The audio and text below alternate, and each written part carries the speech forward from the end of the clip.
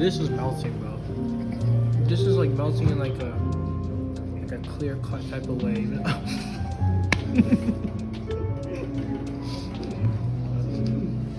Okay, welcome to Lab in the Lab podcast, episode 21. I'm gonna nail this intro this time.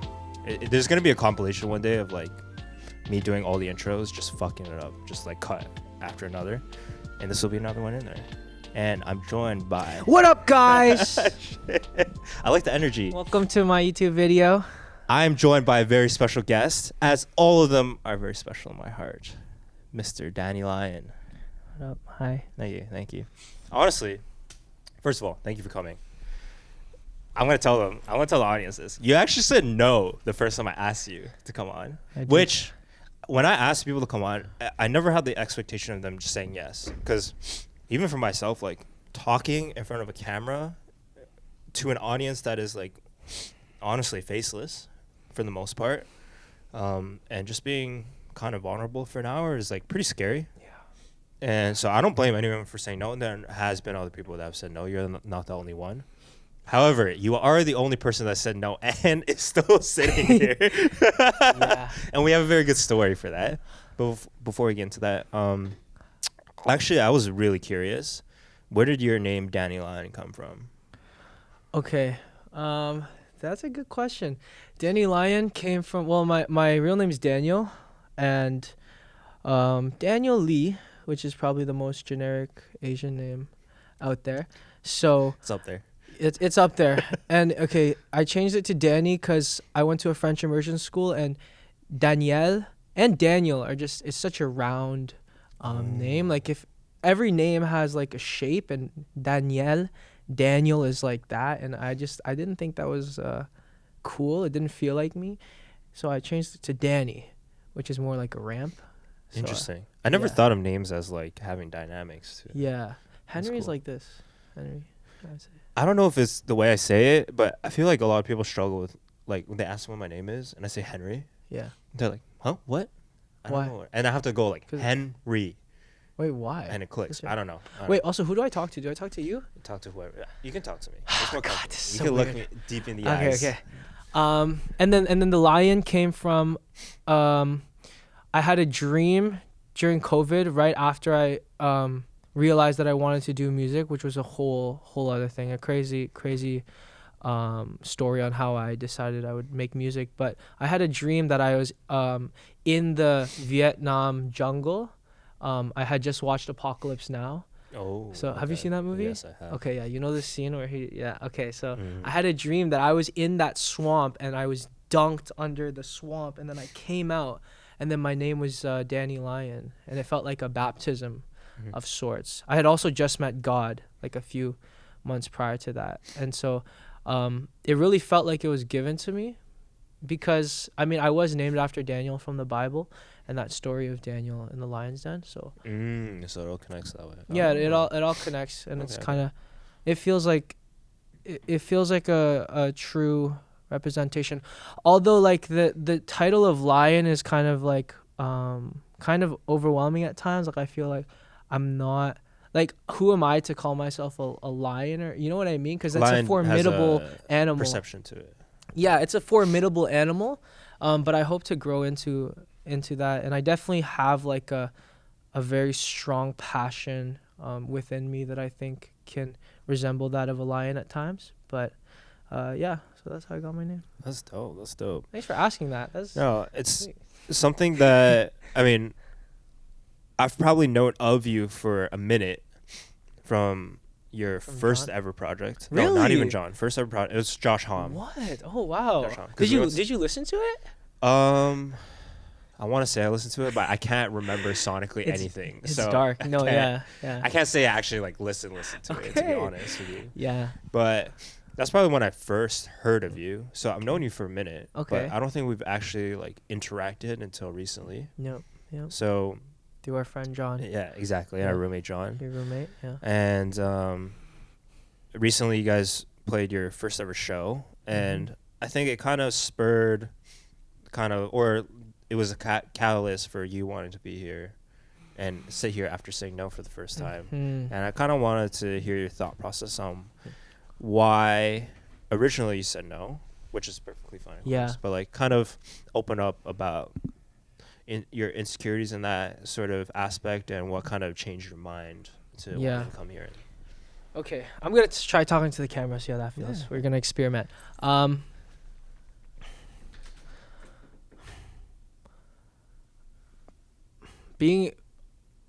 guess being an artist is quite a difficult thing to balance because we're very like sensitive. Okay, yeah, that's weird. Yeah, never talk to me. Yeah, okay. Yeah, being an artist is like, I don't know. Okay, I just released my album like 2 months ago or something, and I had this whole plan of like marketing and social media. I went to Texas, filmed all these visualizers. I was gonna drop them with discipline and drop each one as singles like you're supposed to do, right? And somewhere along the rollout, I realized that just doesn't feel true to me, and social media doesn't feel true to me. And I just had like this huge like realization that like I was just wrestling a lot with what it means to be an artist versus what it means to be an entertainer, and what my relationship between those two labels are, because I definitely resonate 100 million times more with the label of artist than I do entertainer, although that is inevitably a part of it, right? Yeah. And when you asked me, right, like to come on the podcast, I was super volatile. I was like, I was on social media all the time. A lot of my validation was coming from that place, which is a dark place to be in, and I'm sure we've all been there if we're in this for sure space. And I just couldn't fathom talking in front of a camera with someone I barely knew. I know you a bit better now, but at that point, I was truly honored though. It really meant a lot to me, especially because I'm just starting out. So it really did touch me. But yeah, I couldn't fathom that. And I also think I was taking myself a little bit too seriously. I wanted to be a little bit more mysterious. But as time progressed over the past few months, I'm starting to realize that it doesn't have to be so serious. I can take myself a bit more lightly and just enjoy the process of all of this. And because I look up to like a lot of artists who tend to be a bit more mysterious. And so I guess there is like that like desire to be like them, but we're in different times now, and I think I've come to accept that. And the show was a perfect thing because I thought we'd actually have something to talk about, and it would tie everything together nicely. So yeah. Yeah. I mean, we'll definitely get to talking about the show, which was a wonderful experience, by the way. I walked out of that show and I was honestly really refreshed because I don't know if you guys watched. I recently did a tour, North American tour recently with Ethan, and yeah, like we weren't playing 1,000 cap shows, you know what I'm saying? But there were like 300-400 cap venues, and it was nice. The particular venue, Monarch Tavern, was just like 150 cap, and it was nice to have a really intimate, small show, and then like I really enjoy that. So I think even for my own personal experience in the future, like I would also like to even just play or go to shows that are smaller capped. Because I think the experience in the crowd was just like something different, and I really like that. Yeah. That kind of switch up. But we'll get to there. Sure. You know something I realized? We get into really heavy topics right away. Okay. On the pod. I don't actually mean to, because if I look at the breakdown of question topics, I usually start like, well, I'll say like how we met, and then you're starting the creative industry and how you found yourself doing music. But you in the last couple podcasts, we kind of just jumped into some deep shit. So. Okay, yeah. We'll lighten the mood up a little bit. Let's do it. Can I do a little show and tell? Yeah, of course. Yeah? Okay. I mean, you brought some things over. I brought some stuff I was like over. surprised. You brought by far the most props, I would say. Yeah, this guy brought a whole box of mushrooms, which we walked in. I was like, dude, what are these for? So these are, I don't know if the camera can see that. Yeah, but camera got that. These are blue oyster mushrooms, and the story, it's just wild. So I was on, right before coming to this podcast, I was on Kijiji, and I wanted to get a Zoom field recorder. Which is, I love these. Oh, yeah. This has been my dream piece of gear, okay? I'm going to use this for content. Like, everyone thinks the Rhodes are cool as mics, but come on. The Zoom is cool. This goes kind of hard as a mic for content and just for videos. I want to make more YouTube videos when I move to New York, and also it's a like a portable interface, so you can. It's a powerful piece of gear. Got this for 110. Whoa. And I picked it up. It was in Aurora, and I picked it up, and the guy had like this farm. He had a mushroom farm, and I'll send you the videos. You can okay, show, yeah. Yeah, super nice dude, and he just gave me these mushrooms because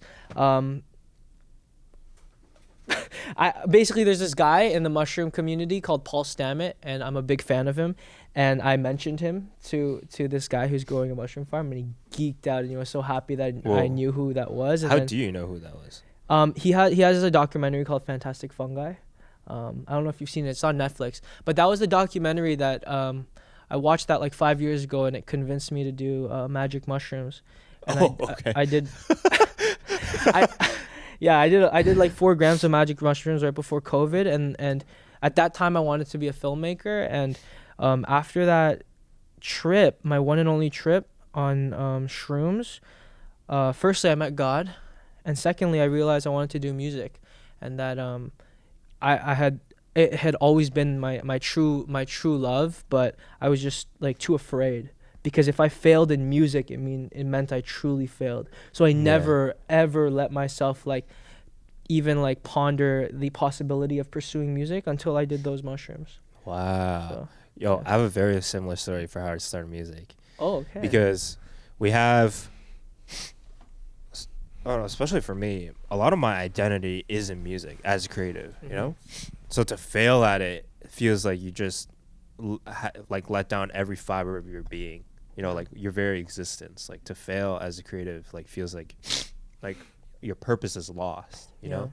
So I had a very similar fear at the start, and I took LSD, not shrooms, but similar, in the same category of drugs, psychedelics. Yeah. Please take drugs responsibly. Don't. This is just a story, okay?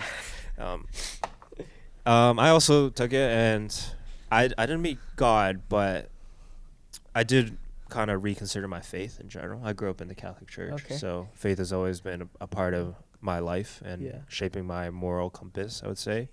And it also helped to like give me the conviction to start music as well and be the creative industry. Yeah. What were you doing before?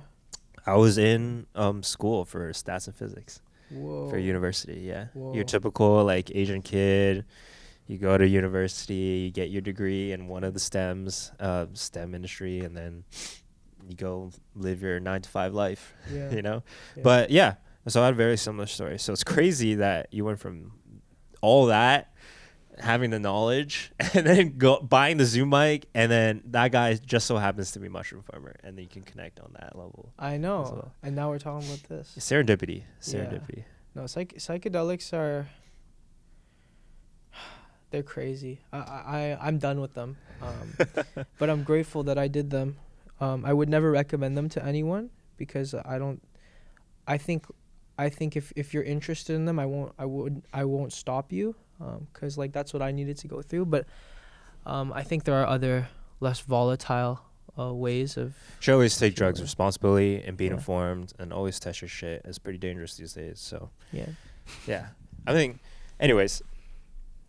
I mean, I love the Zoom mic as well. Just to like on a other side, we have one in the studio, and I like to use it as kind of like a field recorder, and just recording atmosphere. Okay, but as you said, there's like XLR inputs on the back, so you can use it as a pseudo interface. So it's really nice. Yeah, really powerful tool. So I'm excited to see what you do with that in the future. Yeah, and you mentioned that you're going to move to New York, and that is specifically because you got accepted into a program at Berklee. Yes, sir. I want to which you've been sending me freaking memes about, bro.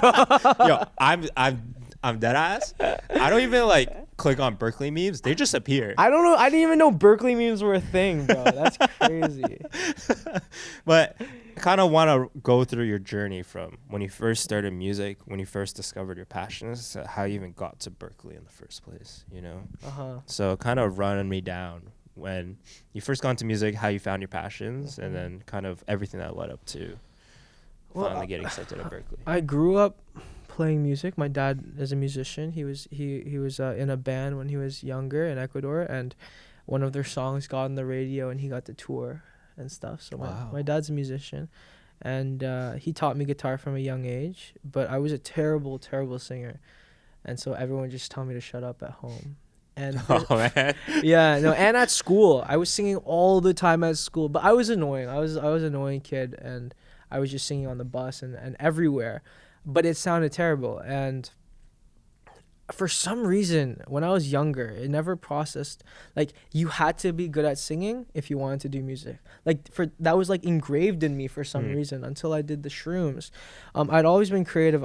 I've always been making stuff, and I grew up skateboarding, so that was my introduction into film, because I would film skate videos, and so I'd always been like creative. And then I went into media production at TMU, formerly known as Ryerson. But it wasn't until I did those shrooms that like I was truly honestly able to say, it doesn't matter if I'm good or bad at singing. This is what I love to do, and I've improved, Yep. Yeah, so From what I've heard, you've improved a lot. I wasn't there from when you first started. Yeah. I'm here towards in the middle of your journey. Yeah. And what people don't see is like the everyday grind, like that improvement. Yeah. People just assume that people just spawn just talented, but some people have to work years and Yeah. years and day after day to get Yeah. after it and improve, Yeah, and that's Yeah. that's me. And then yeah, the only reason why I finished my undergrad was for my parents. And because I wanted to honor my parents and honor God. And that was the only reason, truly, because like I tried to drop out of school. My mom begged me to take a gap year, right? And then I took the gap year, and then I decided that I would do this for them. And I did it.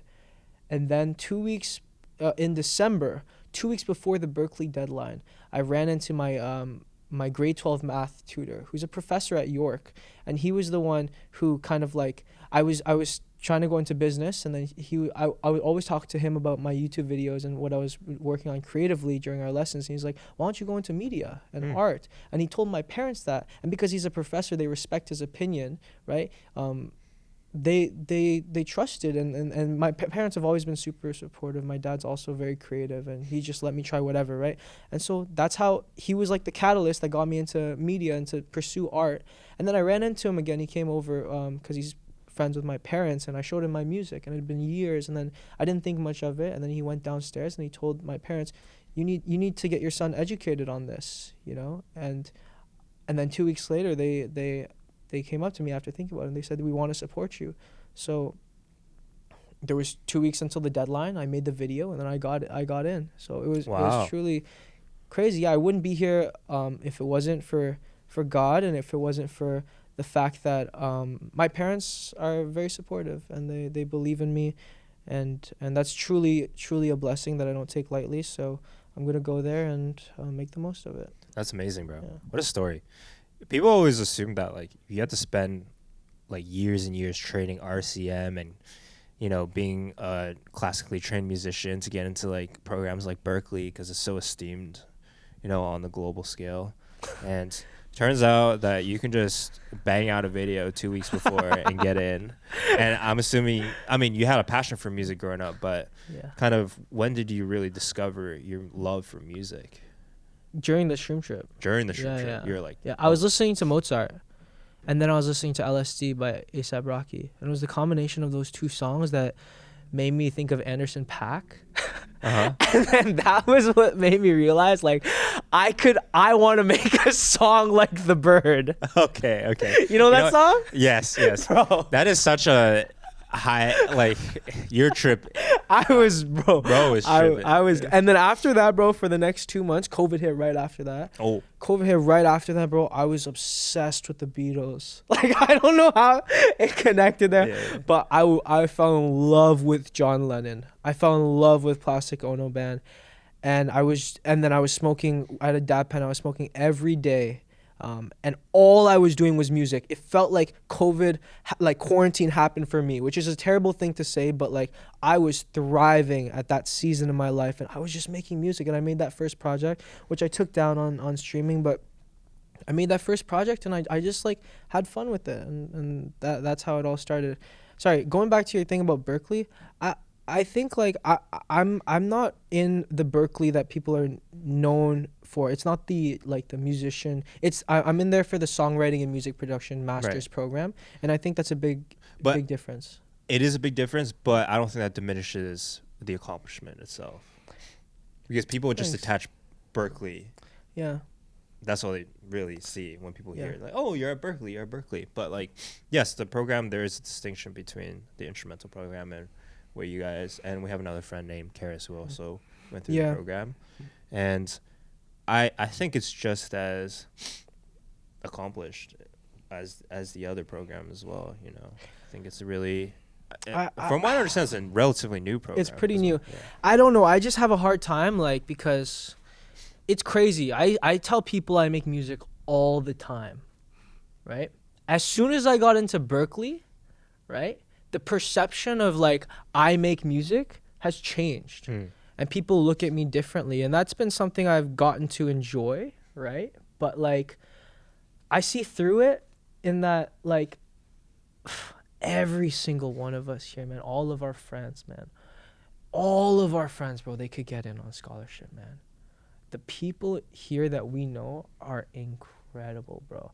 And so, like, I'm not, I don't know, like, there's no, like, you can get kind of, like, pretentious with, like, these names and stuff, but I'm grateful that I get to go and get educated. I'm grateful that my parents are supporting me so that I can focus fully a year on the thing that I love in a city that will inevitably inspire me, right? But I will not delude myself into thinking that this is not the, like, not the accomplishment for me. The accomplishment is the album that I made, right? This is like an opportunity to spread my wings, you know. But yeah. For sure.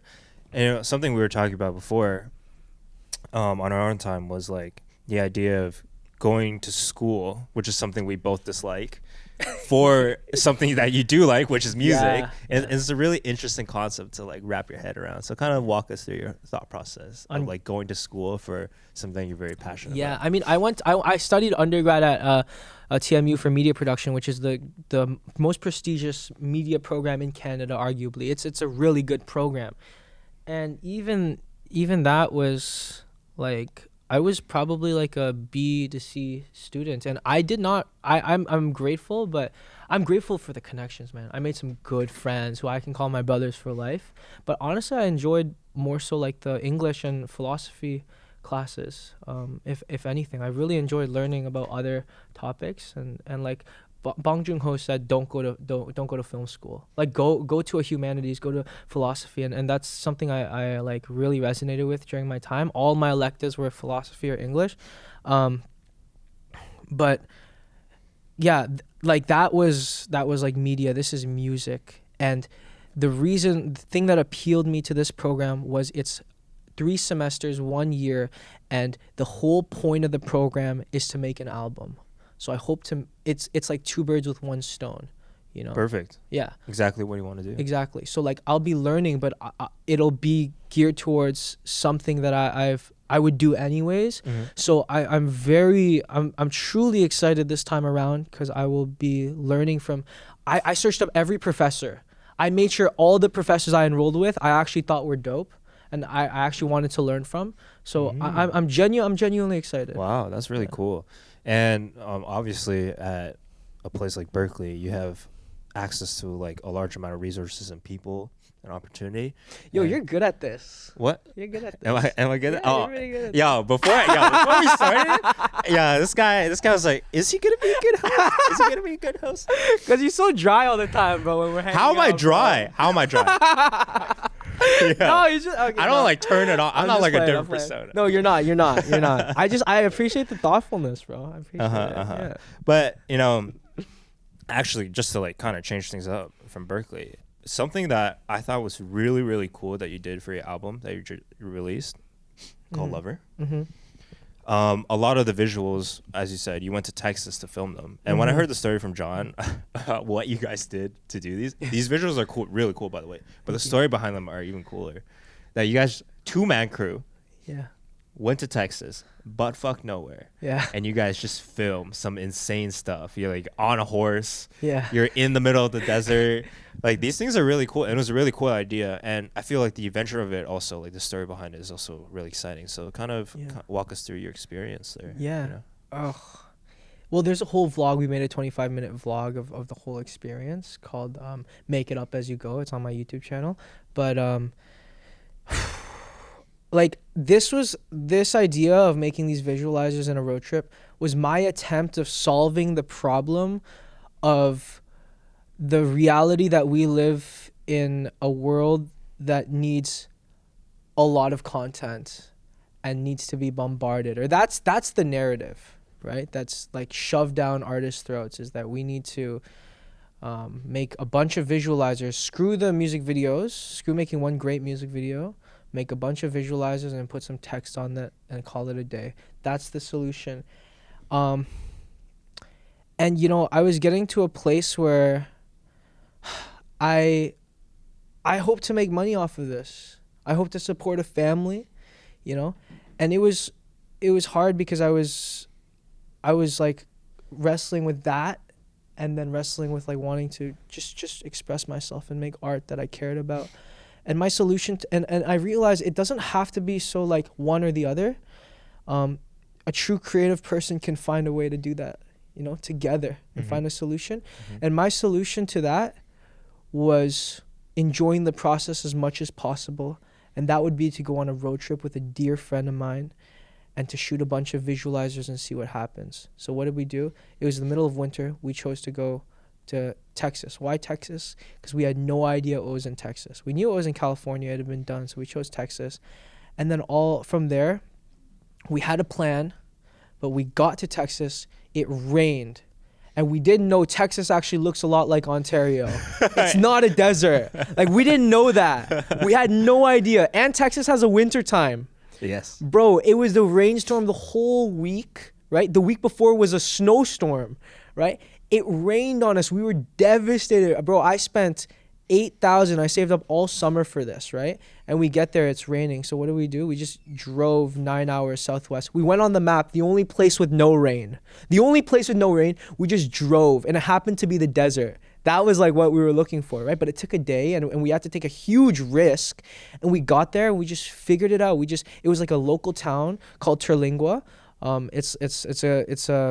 It's a former like ghost town of a mining town. Now it's a ghost town. Okay. And there's just a few people, and everyone was so kind, and we just like went up to people and asked them for help, and everyone came through, bro. And it was truly such a crazy experience. They say Southern hospitality, you know what I'm saying? Yeah. Like, my experience in the South as well is like everyone there is so friendly. Yes, there are like political misconceptions or like ideas of what it's like in Texas, and some of those things are definitely true, but a lot of the people there are so nice and down to earth, and I mean also the food is amazing there. But anyways, yeah, as you said, like you went to this town randomly in Texas. That was the only place that wasn't raining, and then you just asked strangers for help, and you went to a ranch. People came through, what an amazing story behind it. And I think why I was so interested when I saw it, it was because, yes, the idea of like letting go and then you and your boy just go on an adventure to Texas and let's just film whatever we see there, I think is also kind of like a very fantastical ideal that we have as creatives as well, like the sense of adventure, but also the idea that we all as creatives want to just go out into the world and just experience and want to shoot what we see and show people what we experience as well. And I think you did exactly that with the visualizers. Yeah, like you were struggling through, you had an idea of like, this is the solution, like to this void that you're trying to fill in your own career. But at the same time, by doing that, you realize that you want to go in a different direction and you want to try something else. And that's what's really important as a creative, is the idea of like going out and just trying it. And you may fail, you may succeed, but you'll realize a lot of things about yourself and your own creative vision. And that's what spawns way more new ideas. You know what I'm saying? You have to go out and experience life. And when I saw that, literally just looking at the visuals, I'm like, I feel like I experienced life the way you guys did in Texas. And that's what made me really connect with the project personally. Thank you, dude. Thank you. Appreciate that. And, you know, with this album, I didn't even know that you never performed live before. you know, like before this. I just assumed that something that people do. I guess I'm in a slightly privileged situation. But your first ever headliner, this project is kind of what spawned that idea. First of all, what even made you want to... Oh, by the way, before I even get to this, I think people think that performing or setting up a show is really easy. I think a lot of the times people misconstrue like independent artists having like just doing everything themselves. Like most of them have promoters or management that like book these things in advance, and then the artist just goes and performs. You know what I'm saying? But a lot of the times, especially in the underground scene, like artists have to find these venues and figure out these shows by themselves with their own team, maybe by yourself, like, as an individual. And it's pretty, I want to say hard, like necessarily hard. Like you definitely have to put in hours and time and thoughtfulness into it. But yeah, it's not as easy as people say, and that's why not a lot of people do them, right? Yeah. And so kind of what gave you the idea to do this in the first place, you know? What gave me the idea to do this in the first place? Well, damn. I mean, yeah, I'm moving to New York in like freaking 20 days, bro. 20 days I'm moving to New York, and I wanted to like wrap up this album and the world that it lives in, cuz you know, it has touched a few people. I mean, friends of mine, and genuinely has touched them, and I have a friend who like recited and read some of my lyrics on one of my songs, Dream About Us, in her therapy session, because it really helped her, right? And I wanted to just celebrate the music and yeah, just also enjoy and figure out how to do these songs live, because they're very digital. I did it all in my bedroom, right? And so that was, yeah, it was kind of like a way to wrap my time here, and then also to celebrate Lover. So we threw this show, and yeah, dude, I learned a lot. We oh boy, did you? Yeah, we sold it out pretty much, which is really cool. But that doesn't like it. That sounds really cool, but there's a lot. It's a lot more behind it. It's not that simple, and it's not that cool. And I actually, like, even though we sold out, I didn't even break even, you know, slightly under, which is like, honestly, it's like I'm not really sad about losing the money. I don't regret it, but it's like, holy crap, bro, how the heck do people make money off of this? Like, this is crazy. It's just like making me realize how much more needs to get done, bro. How I gotta level up, bro, and I gotta level up in ways that don't cost money. Hence the Zoom recorder. Hence I'm about to lock in on making my YouTube videos, because that's where I truly feel like I have a creative voice. Short form content's a little bit more difficult for me, but I've been making YouTube videos since I was a kid. And yeah, in terms of like actually booking this venue and all of that, honestly, I had no idea. And I'm gonna invite my friend John to come talk about this. John, you want to talk about this? Shout out John. He's actually his own artist as well. Johnwayn just released his first single. Go sit here. And it's really exciting. He's also my roommate. Hey, no, chill.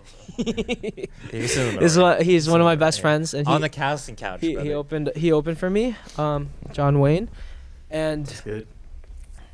Wait, that's a Neumann? Yes, sir. I just pulled it out. Like, isn't it this way? No, it's like this. Yeah. It's not this side, you noob. Yeah. Bro, do you even make music, bro? Hey, do you even know what this is called, bro? He just released his first song. He just dropped his first song. I just got spoon-fed my whole life. You can go about a fist length away. That's like perfect. Yeah. Got it. Yeah. Tell us about tell us your side of the story. First of all, we live together, we're roommates. Let me tell you the context of like what he approached me with for Danny's concert. He like comes home one day, and he like, where I'm just lounging in my room, and he comes over to me. He's like, "Yo, Henry, Danny wants to put on a show. He's leaving in a month, by the way. Do you know any venues or how to book a show or how any of these things work?" I'm like, Danny's supposed to be doing it. Like, you're just opening for him, right? He's like, no, I got to figure all these things out. I'm like, okay, I guess, you know. So yeah, that's how you guys got started. So kind of walk us through how you found Monarch Tavern in the first place, kind of the booking process. You don't have to talk about financial specifics if you want to. No, we could talk about everything. I'm an open book. Yeah. But how you kind of booked the venue and then the process behind the scenes of setting the show up. And then we can go into preparing for your first ever live set as well. You know? Yeah, for sure. So basically, Danny just called me and he was like, yo, I'm trying to do a show in a month before I leave. And I'm also like deleting my social media. Do you want to open? And I was just like, yeah, I do. But like, how does this work? And he's like, just trust God and we'll figure it out. And I was like, I did say that. I was like, all right, cool. But like, don't we have to do something? You can't just trust God and then close your eyes. Like, shows just can't happen like that. So, yeah, like you said, Henry, I definitely went to you for some guidance, and you're just like, bro, ain't no way. I was surprised you got a venue in a month. Yeah, he was like, ain't no way you're getting a venue in a month. What did I say? So anyway, I'm freaking out, and so I was just like, after that conversation, actually with Henry, I immediately just went to Danny's house with my guitar just to figure out how we're gonna do this. And you know, after a lot of looking online and texting different people who knew spots, I stumbled upon Monarch Tavern. We gave them a call.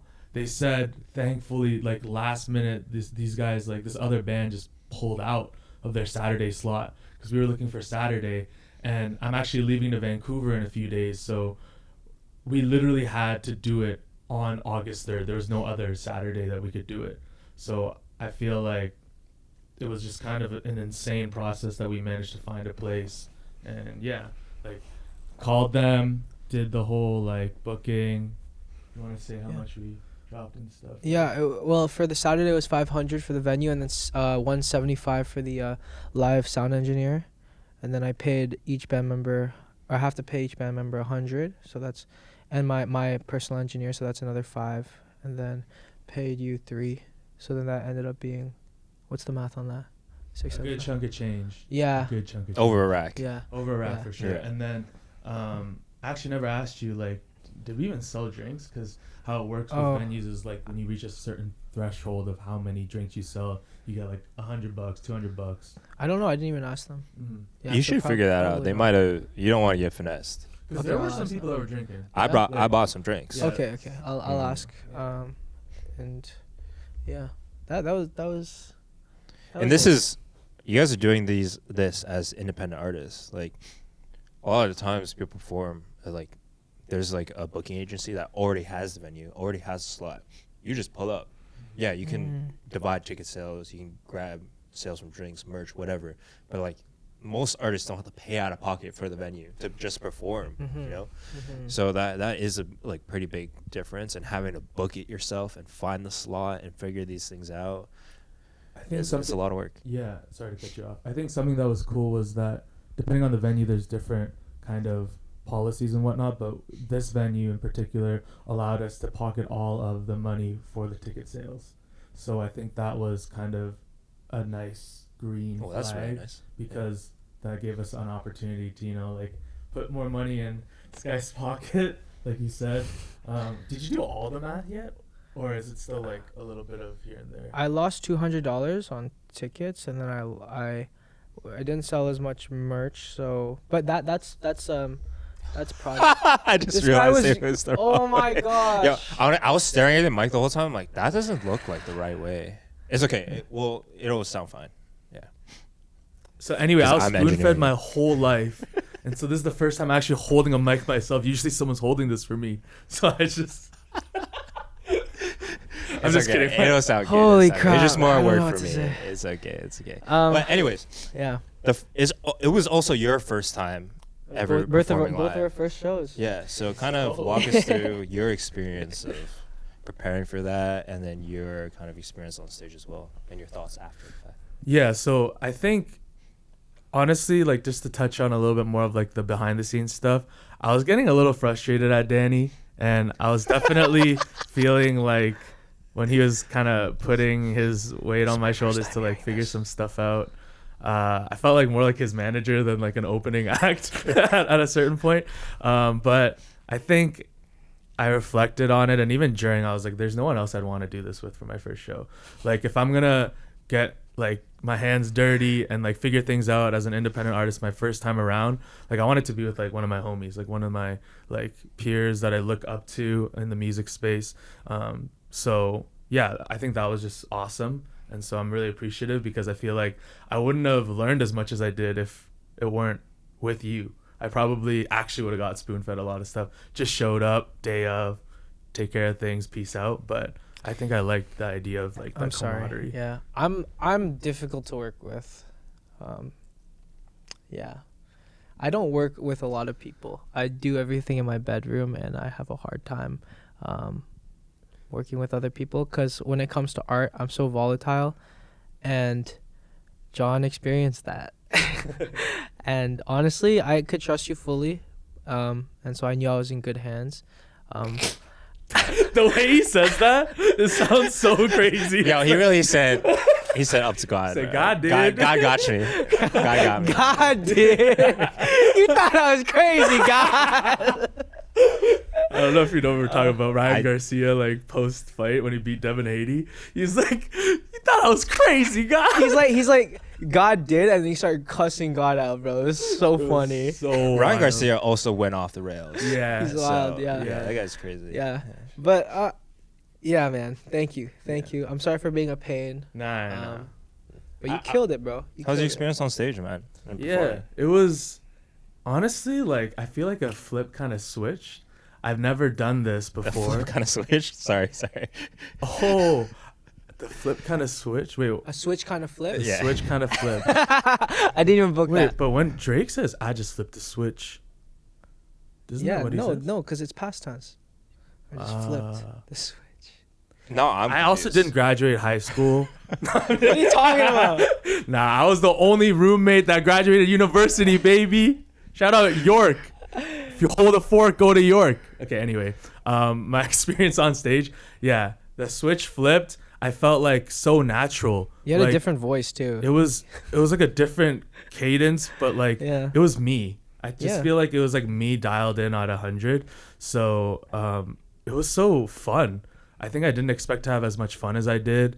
I just wanted to kind of be in the moment, and like whatever happens, you know. I'll mess up a few notes here and there, but I think overall it was a pretty solid first show. I got some good feedback, good constructive criticism. I think I learned a lot, and yeah, like I think I just really had a good time, honestly. Mm-hmm. That's amazing, bro. And it was, I mean, I only first started or even known who you were. Well, we met each other a couple times just at events, but not even really like introduce each other. But we were just there in the same room until you moved in. We moved in together last November, and so seeing you perform in a different light, or seeing you just personally in a different light, I think it was really beautiful. And for me, this is the thing I always tell people. To see people realize their dreams on stage or in the moment is so fulfilling for me that if I even just if anyone asks for help or anyone needs guidance or whatever it is, within music or personal lives, for artistry and things like that, I'm always willing to help, because even if I am just a little bit, a small part of someone's journey to realizing their dreams, like that is so fulfilling to me. So seeing you guys do that on stage for your first time was like truly beautiful, and it was an amazing show. The crowd was amazing, the sound was amazing, you guys sounded great. And as you said, hearing some of these songs that are like mostly digital, made in your bedroom, and now there's a band playing it behind you live, is amazing. The music, it breathes a whole new life into the music, and it gives me a whole new appreciation for it as well. So you guys did a great job. Congratulations. Thanks, man. Thanks. Yeah, and just to touch on that, he really does mean that, and he really does live that out. He's a true philanthropist, this guy, and Appreciate that, man. philanthropist. I don't. Philanthropist. whatever. It's okay. I mess up words all the time Yeah. on this podcast. I said flip the switch, bro. Like, I don't know what I'm on about. But yeah, like Henry, I appreciate you. We went out for lunch the other day, and he really helped me and encouraged me, and taught me what a tech writer was. And yeah, he's just you been need a one of good those guy. for a full band. Yeah, he's just been a good guy. So we got 2 guardian angels here. No, yeah, for real. I want to shout you out to Henry. Yeah. Both Henry and Dan, my roommates, have been very instrumental in helping me out in my music. Nice pun. Starting. Sorry. Go ahead. Instrumental. Yeah, go ahead. Wait, what? Keep talking, bro. Bro, come on. Why you messing up the vibes here? I'm trying to shout you out, man. I'm the host. You can't say I'm messing up the vibes. Anyway, yeah, honestly, from the bottom of my heart, like, truly thank you. I know that we had a conversation early on and you said something along the lines of, I just want to be as passionate about helping people in their music as they are about their music. And so long as you can tell that they are passionate, then by all means you want to just be all hands in and support in any way you can. And I really felt that from you and Dan especially, and Danny as well. So yeah, honestly, it's gonna be a good vibe. After, we're gonna all go get some, or actually not get some, we're gonna grill some barbecue. Just want to have a good time with the boys and yeah, just kind of celebrate a little bit. So yeah, thanks. No, thank you. And I'll get off the podcast. Yo, you're so nervous, bro. I know, it's because when I was talking about Henry, What? actually, I was just kind of like, frig, like, You talk bro. to us every day, bro. You talk to us every No, day, no, bro. Not only do you talk to us, you talk shit to me. You're he's so but annoying it's, too. Oh it's my different gosh. when I'm actually trying to give you your flowers versus like Oh god. just day to day. So it's different. All right, Anyway, get off, bro. I'm out. Thank you, John. Oh my Again, gosh. once again, Thank you. released this Love first this track man, yeah. ever under the name Johnwayn. Shatter. Yo, Shout out can to you guys Banger. buy some of my hats? I didn't sell out all my merch, so Henry's wearing it. But Cry on yeah, your I need to sell the shoulder. hats, guys. And buy the shirts too. They go hard. Thank you, But John. mainly Thank you, the John. hats. All right. Get out of here, bro. Get out of here. But yeah, congratulations on the show again. It was an Thanks. amazing experience. And Dude. it's something that I hope you guys have the opportunity to do more in the future as you also grow in your own personal careers and artistry and Yeah. craft. I'm sure the next time I see you guys play a show, it'll be a whole new experience as well. So Yeah. truly excited. No, like I just wanna, man, guys, it sounded so good. Like I was just overjoyed, and I don't say that to like be braggadocious or anything, but like you could see the joy on my face because of just like the fact that this band brought all of my music to life. And like Isn't it crazy hearing your own music like with a live band? it was crazy. It's like bro. magical. And yeah, again, my music is very digital, although I like to incorporate a lot of organic sounds and guitar and folk stuff, but it's very digital. And I do kind of have an insecurity about my voice, which I think has led me to lean a little bit more on the aesthetics of like auto-tune and stuff, right? Which I think is beautiful and it's fine, but I'm coming out of this experience with the newfound appreciation for my raw voice and the imperfections of things, and I can't wait to experiment more with the imperfections of things. And I think there was a desire for Lover to be so polished. I kind of felt like my job interview, like this is my resume. But I really desire to experiment more with the imperfection of things as for the next project. So yeah. Well said. Well said. Mm. And excited for what holds in the future for you. That didn't make any sense. What's in store for the future for you? Yes, sir. You kind of touched on, and the theme of God and faith has come up a lot when we were talking, and I kind of just wanted to ask you about how your faith is with your music and your creativity, and how faith plays into that, or what role it plays in that sort of part of your life, and In my music. music, personal life, or how it plays in your personal life, and how that is incorporated in your music, whatever it is, Damn, bro, that's a hard question. Because, for even more context, obviously the Korean Christian community. No, I'm gonna say obviously.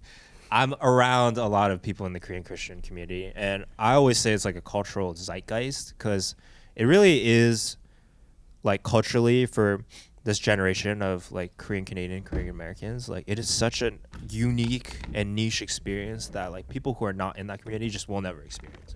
And you guys grew up in that community. Your friends and your friend groups are like mostly comprised of people from that community, you know.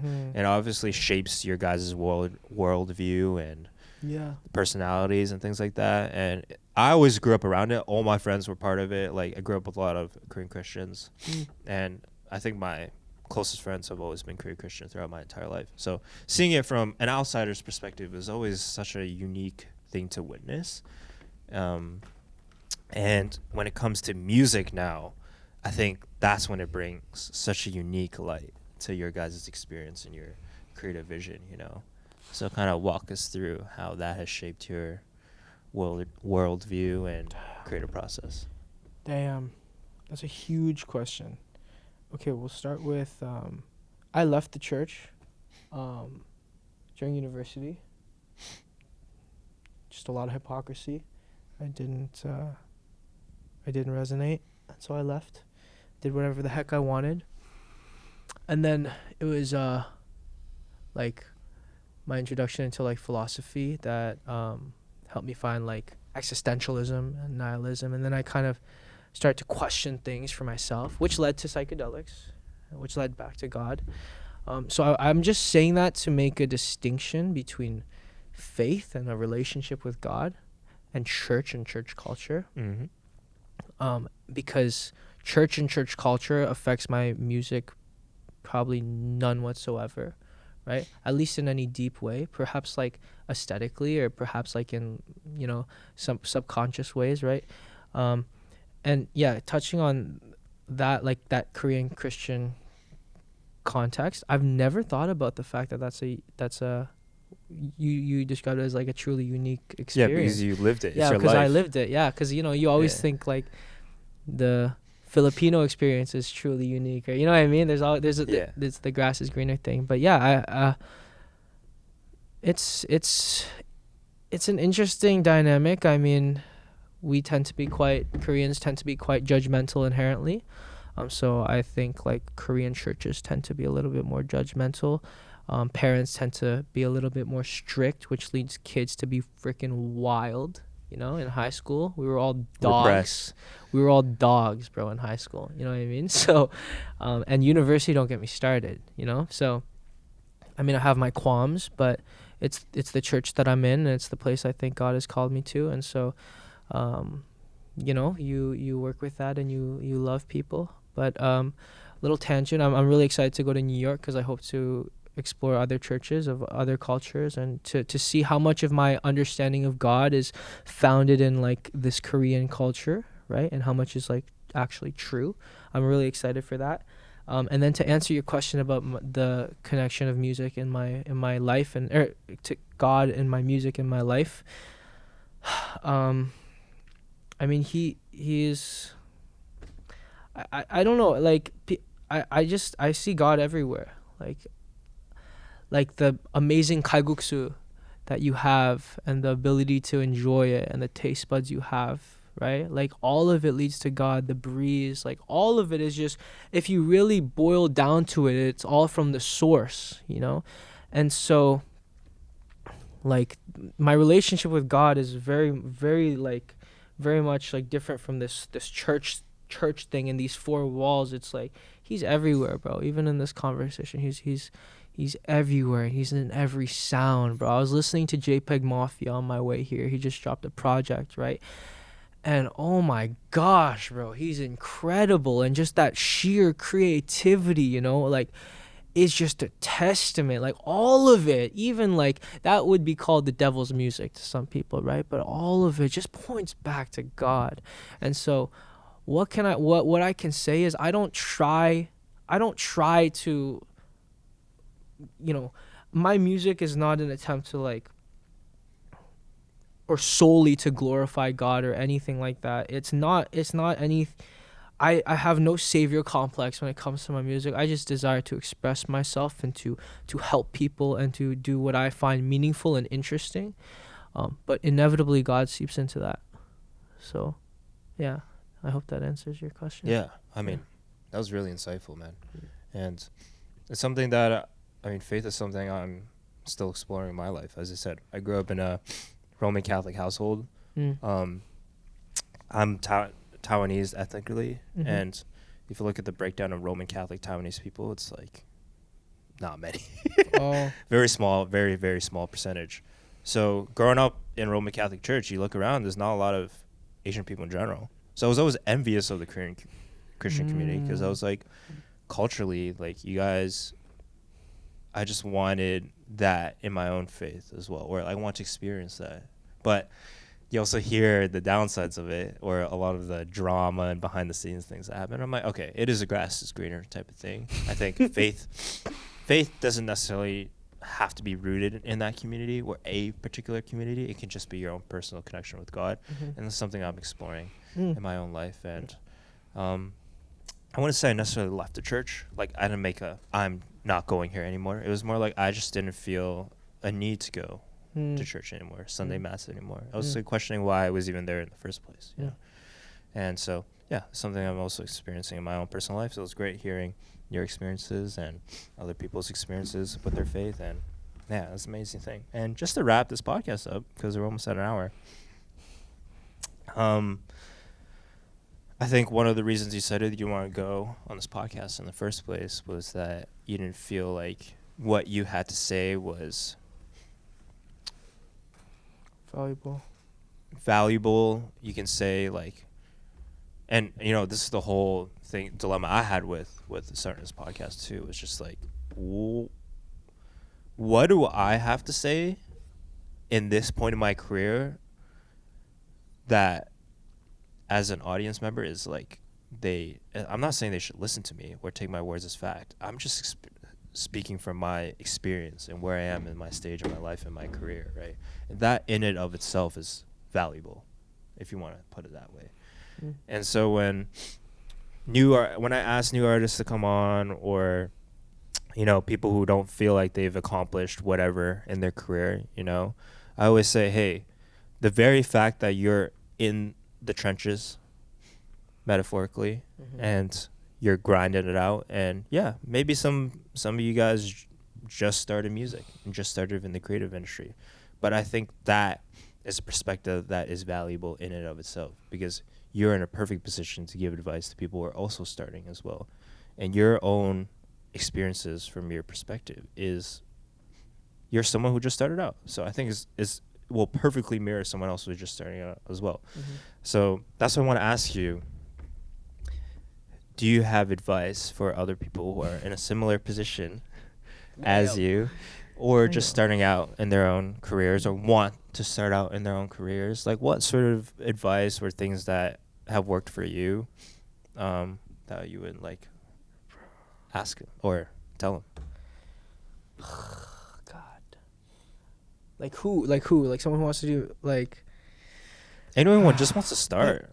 Okay. They want to start, like they haven't done nothing, like, because there's a fear. Could be that. Could have just literally started yesterday, downloaded FL Studio and just started making beats or some shit. Okay, what's their goal? To make. Do they want to do this? To do it for a living. They want to do this. Goals that's a different question. Because I would ask, to that person I would just say to enjoy, and to enjoy the process, to have fun, not put any weight on it. Yeah, and to play. Okay, yeah, there's my advice. Just play. Like, I don't know. I think the most interesting things come from playing and experimenting and allowing your, like, weird rabbit holes in the way your brain works to influence the ways in which the things that you make are affected.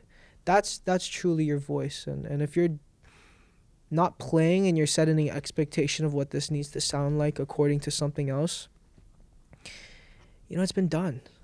Like, if you can imagine it in your mind, it means it's been done. Like, make something that you never freaking imagined you could do. And that comes from play. That comes from having fun. That comes from joy. So, yeah. No, they have it. There you go. How do you feel? It wasn't that bad. That was fun. I told you, right? I really enjoyed that. Yeah, I think I was overthinking this whole like public thing. Like being public is. It is scary. It's a lot of weight too sometimes. You know. Yo, like you're staring at a lens. You're like, shit. Like, yeah. This will be documented for the rest of. Yeah. Yo. Also, there was this comment. I'm not gonna call out. I mean, it was anonymous for all I know, but it's on the screen. I don't know if you saw this, Ryan. I don't know how recent. Oh, it was the 20v1 podcast. Me and Dan, right before. Was that on the YouTube comment or was it on the shorts? I think it was Instagram Reel, and the personal comment was like, "Oh, I guess anyone could just make a podcast these days." And I was like, "Huh, interesting." Oof. And at first, I was like, obviously, you take offense to it. That's my first reaction. And I'm like, well, who the fuck is this guy? You know?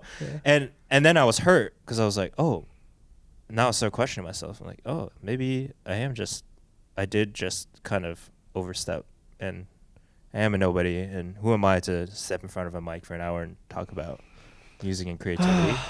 Yeah. But then I processed it a little bit more and I was like, hold on. That's not the whole point of why I'm sitting here in the first place, you know?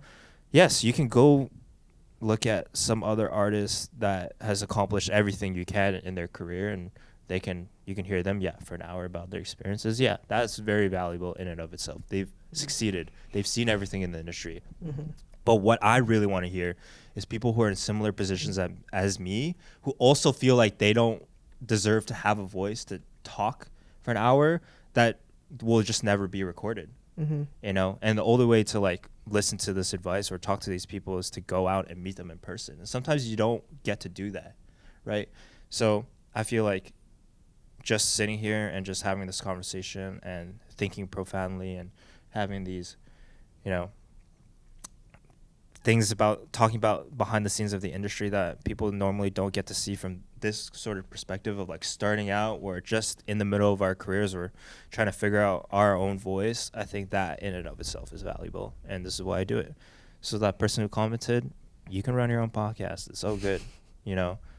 Like for me, this is important and this is fulfilling, and I learn a lot every week. And if that isn't just enough for me, then you know. And that's what it is. And I'm grateful that you're doing it because, man, I really enjoyed this, and I'm glad I got to express this, and I'm glad that there's kind of like a bookmark, you know, of like, and when we get to look back at this in 5 years and see how far we've come. Exactly. And you're doing it with all of the homies, you know. It's just like it's just the beginning for all of us. So, of course. Yeah, thank you for doing this, man. No, thank you for coming on again. And to you in the audience, I always say this, like, we appreciate you listening, you know, like every single person, even if it's 1, 50, 100, whatever it is. I hope you guys learn something as I learn every week sitting on this couch. And thank you guys for listening again, and we'll see you on the next update.